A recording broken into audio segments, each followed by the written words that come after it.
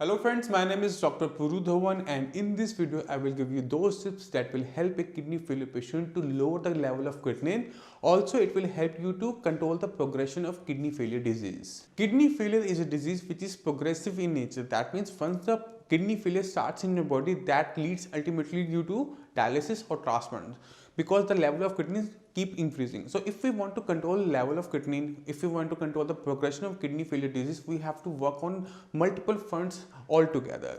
We have to control the level of blood pressure in the body, we have to control the level of sugar, we have to control the amount of fluid in the body, we have to control the level of acid along with the muscle activity in the body. When we work on all these factors all together, then only patient of kidney failure can control the level of creatinine in the body. So let's start with the tips and see how these tips can help a patient of kidney failure to control the level of creatinine in the body so that the progression of kidney failure disease can be easily stopped. Now let's move to tip number 1, and that is low protein diet. If a kidney failure patient take lots of amount of protein like chicken, mutton, fish, egg, dairy products, pulses, mushroom, what happens?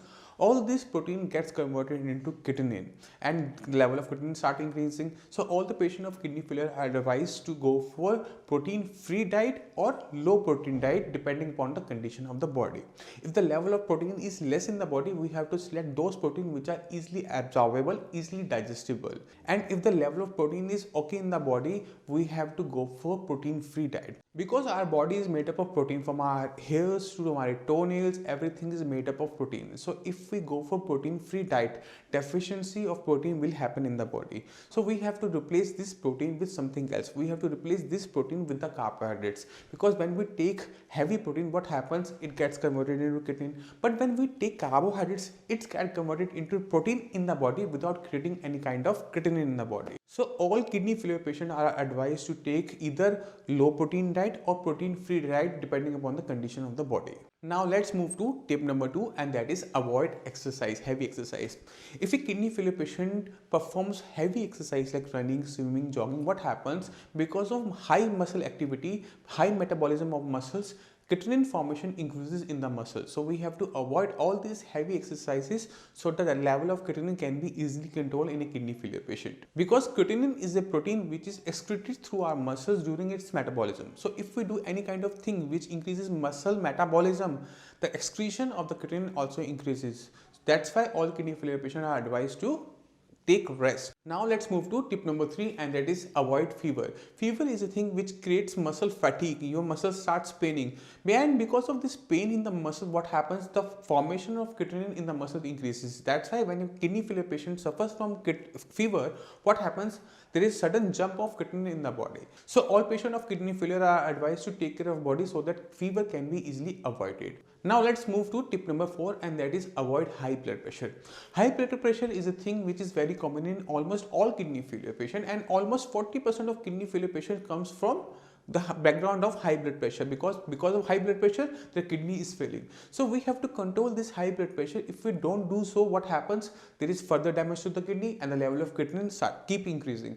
So we have to control blood pressure. For that, we have to advise patient to go for such medicine that controls your blood pressure. So all the patient of kidney failure are advised to take care of their blood pressure. If their blood pressure is above 120/80, that means the blood pressure is high, because as per WHO guidelines, the level of 120/90 is normal for a normal healthy human being. But in a kidney failure patient, this doesn't apply. We have to control our blood pressure at the level of 120/80, especially diastolic one, that should be in the range of 70 to 80 mm of Hg.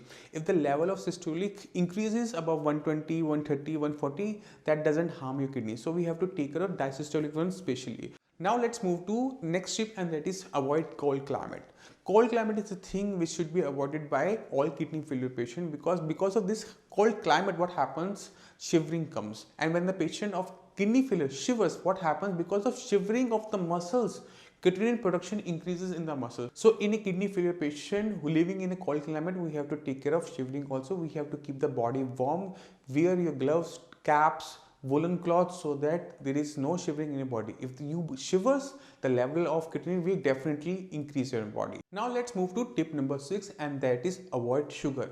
Diabetes is one of the major cause of kidney failure. Almost 40% of the cases of kidney failure comes with the complaint of diabetic nephropathy. That means in those cases, diabetes is the cause of kidney failure. So we have to control the level of sugar. If your level of sugar is increasing, that means that high sugar level is causing further damage to the kidney. Even if you are the case of ischemic nephropathy or IgA nephropathy, you have to control the level of sugar, because if the level of sugar, that will cause further damage to the kidney, and further damage to the kidney will ultimately result in further elevation of the level of creatinine in the body. So we have to control the level of sugar in each and every patient of kidney failure, whatsoever is the cause of kidney failure in that case. Now let's move to another tip, that is avoid tobacco and nicotine products.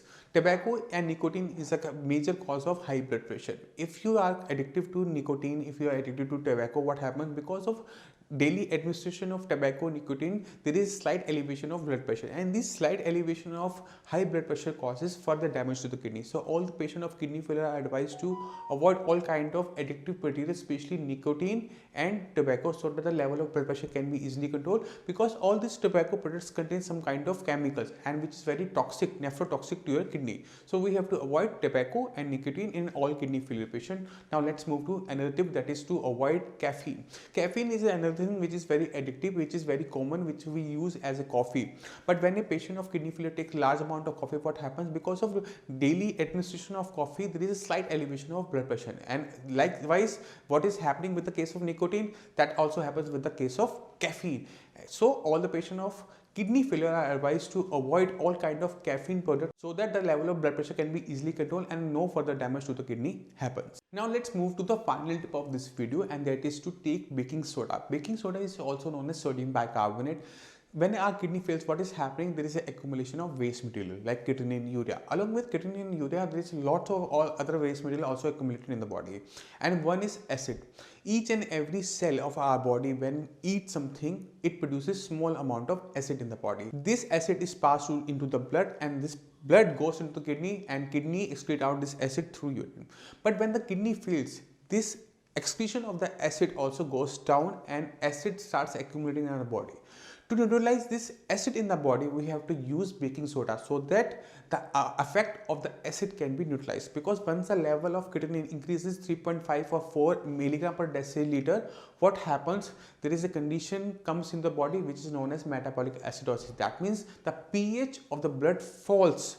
And because of this acidic blood, what happens? When this acidic blood goes into the kidney, it causes further damage to the kidney. That's why once the level of creatinine comes to 4, the progression of the kidney failure disease increases. The level 4 to 5 become faster, 5 to 6 much faster, 6 to 7 much or faster. Just to control this progression of the disease, we have to take the baking soda, so that we can neutralize this amount of acid in the body.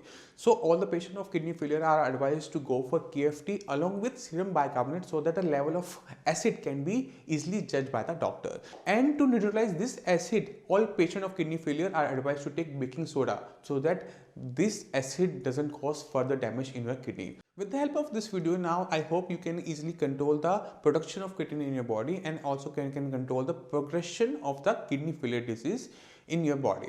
So if you have any kind of question regarding kidney failure, you can simply call our doctors on the number given below. You can also book an appointment with me on the same number. With this, allow me to say goodbye. See you in the next video. Till then, bye bye.